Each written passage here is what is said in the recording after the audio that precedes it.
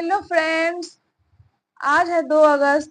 तो आइए देखते हैं 2 अगस्त से रिलेटेड कुछ मोस्ट इम्पॉर्टेंट करंट अफेयर और उससे रिलेटेड कुछ फैक्ट्स। अगर आप किसी भी कॉम्पिटेटिव एग्जाम की तैयारी कर रहे हैं तो करंट अफेयर्स का ये वीडियो एंड तक जरूर देखें। और अगर आप इस वीडियो का पीडीएफ चाहते हैं तो आप हमारे टेलीग्राम चैनल को ज्वाइन कर सकते हैं। टेलीग्राम का लिंक डिस्क्रिप्शन में मिल जाएगा। और अगर आप चैनल पे नए हैं तो चैनल को सब्सक्राइब कर लीजिएगा। तो आइए शुरू करते हैं आज का सवाल। सवाल नंबर 1 है, हाल ही में यूपीएससी के नए अध्यक्ष के रूप में किन्हें नियुक्त किया गया है? ऑप्शन ए है हंसराज अहीर, ऑप्शन बी है मनोज सोनी, ऑप्शन सी है प्रीति सूदन या ऑप्शन डी है राहुल सिंह। सही जवाब है ऑप्शन सी, प्रीति सूदन को। आइए देखते हैं इसके आंसर को डिटेल से। हाल ही में आंध्र प्रदेश कैडर की 1983 बैच की सेवानिवृत्त आईएएस अधिकारी प्रीति सूदन को यूपीएससी अध्यक्ष का नियुक्त किया गया है और इन्होंने मनोज सोनी का स्थान लिया है। प्रीति सूदन इससे पहले स्वास्थ्य और परिवार कल्याण मंत्रालय के सचिव सहित विभिन्न पदों पर कार्य किया है। अध्यक्ष पद पर नियुक्त होने से पहले प्रीति सूदन 2022 से यूपीएससी की सदस्य के रूप में काम कर रही थीं और प्रीति सूदन यूपीएससी के अध्यक्ष बनने वाली दूसरी महिला हैं। इससे पहले महिला अध्यक्ष का नाम है रोज मिलियन बाथू, जिन्होंने 1992 से 1996 तक यूपीएससी की अध्यक्षता की थी। आइए देखते हैं अगला नंबर सवाल। सवाल नंबर 2 है, हाल ही में किसने पूर्व सैनिकों के लिए ई सेहत टेली कंसल्टेंसी सुविधा शुरू की है? ऑप्शन ए है भारतीय सेना, ऑप्शन बी है भारतीय नौसेना, ऑप्शन सी है भारतीय वायुसेना या ऑप्शन डी है इनमें से कोई नहीं। सही जवाब है ऑप्शन ए, भारतीय सेना। आइए देखते हैं इसके आंसर को डिटेल से। हाल ही में भारतीय सेना ने भूतपूर्व सैनिक अंशदायी स्वास्थ्य योजना के तहत इलेक्ट्रॉनिक सेवा ई स्वास्थ्य सहायता और टेली परामर्श मॉड्यूल शुरू किया है। ई सेहत टेली परामर्श ईसीएचएस लाभार्थियों को अपने घरों में चिकित्सा उपचारों की ऑनलाइन टेली परामर्श प्राप्त करने में सक्षम बनाएगा और ई सेहत पहला भारत सरकार के डिजिटल इंडिया विजन के अनुरूप है। आइए देखते हैं अगला नंबर सवाल। सवाल नंबर 3 है, हाल ही में चिकित्सा सेवा की पहली महिला निदेशक किसे बनाया गया है? ऑप्शन ए है lieutenant general Sadhana Saxena Nair, option B है lieutenant general Vineet Sharma, option C है lieutenant general Mahima Dwivedi, option D है लेफ्टिनेंट जनरल अनीता कुमारी।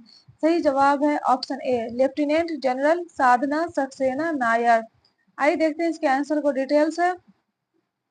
हाल ही में लेफ्टिनेंट जनरल साधना सक्सेना नायर को पहली चिकित्सा सेना का महानिदेशक नियुक्त किया गया है और लेफ्टिनेंट जनरल साधना सक्सेना नायर को लेफ्टिनेंट जनरल दिलजीत सिंह के स्थान पर नियुक्त किया गया है और साधना सक्सेना नायर चिकित्सा सेवा की डायरेक्टर जनरल बनने वाली पहली महिला है और इसका उद्देश्य मेडिकल सर्विस में आर्मी, नेवी और एयरफोर्स की स्वास्थ्य सेवा देने से संबंधित एक संस्थान है। आइए देखते हैं अगला नंबर सवाल। सवाल नंबर 4 है, हाल ही में किस टाइगर रिजर्व में बिजली उत्पादन के लिए पवन टरबाइन स्थापित की गई है? ऑप्शन ए है Manas tiger reserve, option B है Valmiki tiger reserve, option C है पेरियार टाइगर रिजर्व या ऑप्शन डी है बांदीपुर टाइगर रिजर्व। सही जवाब है option C, Periyar tiger reserve में। आइए देखते हैं इसके आंसर को डिटेल से। हाल ही में पेरियार टाइगर रिजर्व में जंगलों के भीतर रियल टाइम कैमरों और वाईफाई कनेक्टिविटी के लिए बिजली उत्पादन करने के लिए पवन टरबाइन की स्थापना की गई है और पीटीआर ईस्ट डिवीजन में 17 वन खंड शामिल हैं जहां मोबाइल नेटवर्क कनेक्टिविटी वर्तमान में अनुपलब्ध है। पेरियार टाइगर रिजर्व दक्षिण भारत के केरल के पहाड़ी पश्चिमी घाट में स्थित है। आइए देखते हैं अगला नंबर सवाल। सवाल नंबर 5 है, हाल ही में चर्चा में रहा कुल्हाड़ी बंद पंचायत अभियान किस राज्य से संबंधित है? ऑप्शन ए है बिहार, ऑप्शन बी है राजस्थान, ऑप्शन सी है तेलंगाना या ऑप्शन डी है उड़ीसा। सही जवाब है ऑप्शन बी, राजस्थान से। आइए देखते हैं इसके आंसर को डिटेल से। हाल ही में प्रधानमंत्री नरेंद्र मोदी ने मन की बात कार्यक्रम के 112वें एडिशन में राजस्थान की कुल्हाड़ी बंद पंचायत का जिक्र किया है और यह वह पंचायत थी जिसकी वजह से रणथंभौर जंगल का दूसरा हिस्सा करौली बचाया गया था और स्थानीय समुदाय ने स्वयं इस बात की शपथ ली है कि जंगल में कुल्हाड़ी के साथ नहीं जाएंगे और न ही पेड़ काटेंगे। इस इस एक फैसले से यहाँ के जंगल एक बार फिर से हरे भरे हो रहे हैं और बाघों के लिए बेहतर वातावरण तैयार हो रहा है। आइए देखते हैं अगला नंबर सवाल। सवाल नंबर 6 है, हाल ही में असम का नया राज्यपाल किसे नियुक्त किया गया है? Option A Om Prakash Mathur, option B है संतोष कुमार गंगावार, ऑप्शन सी है लक्ष्मण प्रसाद आचार्य या ऑप्शन डी है रमन डेका। सही जवाब है ऑप्शन सी लक्ष्मण प्रसाद आचार्य। आइए देखते हैं इसके आंसर को डिटेल से। हाल ही में लक्ष्मण प्रसाद आचार्य को असम का नया राज्यपाल नियुक्त किया गया है और इनके पास मणिपुर का अतिरिक्त प्रभार भी है और इन्होंने गुलाबचंद कटारिया का स्थान लिया है। आइए देखते हैं अगला नंबर सवाल। सवाल नंबर 7 है, हाल ही में इंग्लिश चैनल को अकेले पार करने वाली दुनिया की सबसे कम उम्र की और सबसे तेज पैरा तैराक कौन बन गई हैं? ऑप्शन ए है जिया राय, ऑप्शन बी है शिवानी कटारिया, ऑप्शन सी है मनु भाकर या ऑप्शन डी है इनमें से कोई नहीं। सही जवाब है ऑप्शन ए जिया राय। आइए देखते हैं इसके आंसर को डिटेल से। हाल ही में ऑटिज्म स्पेक्ट्रम डिसऑर्डर से पीड़ित मुंबई की 16 वर्षीय जिया राय इंग्लिश चैनल पार करने वाली दुनिया की सबसे कम उम्र की और सबसे तेज पैरा तैराक बन गई हैं। जिया राय 28 से 29 जुलाई के बीच 17 घंटे और 25 मिनट के समय में इंग्लैंड के इवाटस क्लिफ से फ्रांस के Pointe de la Courte Dune तक इंग्लिश चैनल को तैरकर पार किया है। आइए देखते हैं अगला नंबर सवाल। सवाल नंबर 8 है, हाल ही में टाइम्स मैगजीन द्वारा जारी किए गए वर्ल्ड ग्रेटेस्ट प्लेस 2024 में कितने भारतीय स्थलों को शामिल किया गया है?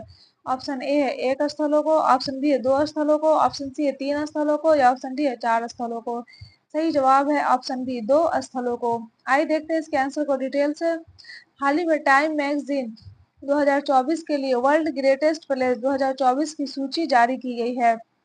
इस लिस्ट में दुनिया के 100 स्थान को शामिल किया गया है जो अपने क्षेत्र और दुनिया में अलग पहचान रखते हैं। वर्ल्ड ग्रेटेस्ट प्लेस 2024 में भारत के 2 स्थलों को शामिल किया गया है। पहला है हैदराबाद में मनम चॉकलेट, दूसरा है हिमाचल प्रदेश का नार रेस्टोरेंट।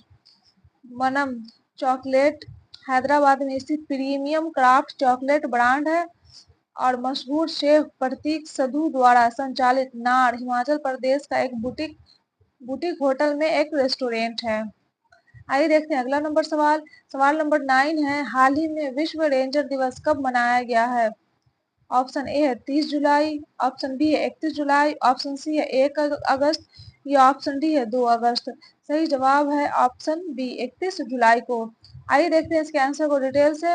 हाल ही में विश्व रेंजर दिवस उन वीर जवानों को समर्पित है जो हमारे प्राकृतिक धरोहर की रक्षा के लिए दिन रात एक करते हैं और ये वन रक्षक जिन्हें रेंजर के नाम से जाना जाता है जंगलों, वन्यजीव और पर्यावरण की सुरक्षा के लिए अपनी जान जोखिम में डालते हैं। आइए देखते हैं अगला नंबर सवाल।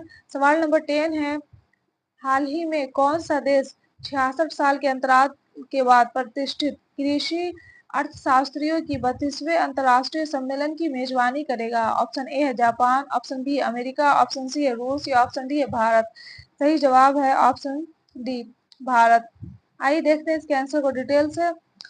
हाल ही में ये सम्मेलन भारत में 2 से 7 अगस्त 2024 तक पूसा संस्थान नई दिल्ली में कृषि अर्थशास्त्रियों की 32वें अंतर्राष्ट्रीय सम्मेलन की मेजबानी करेगा। 66 वर्षों के अंतराल के बाद भारत ने फिर से इसे प्रतिष्ठित सम्मेलन की मेजबानी करेगा। इससे पहले इसकी मेजबानी भारत ने 1958 में की थी और इस सम्मेलन का थीम है अस्थायी कृषि खाद्य प्रणालियों की ओर परिवर्तन और कृषि अर्थशास्त्र पर अंतर्राष्ट्रीय सम्मेलन हर 3 साल में आयोजित किया जाता है। यह था करंट अफेयर्स का वीडियो। अगर आपको ये वीडियो अच्छा लगा हो तो वीडियो को लाइक कर दीजिएगा और चैनल को सब्सक्राइब कर दीजिएगा और अपने दोस्तों के साथ शेयर भी कर दीजिएगा। Best of luck, take care.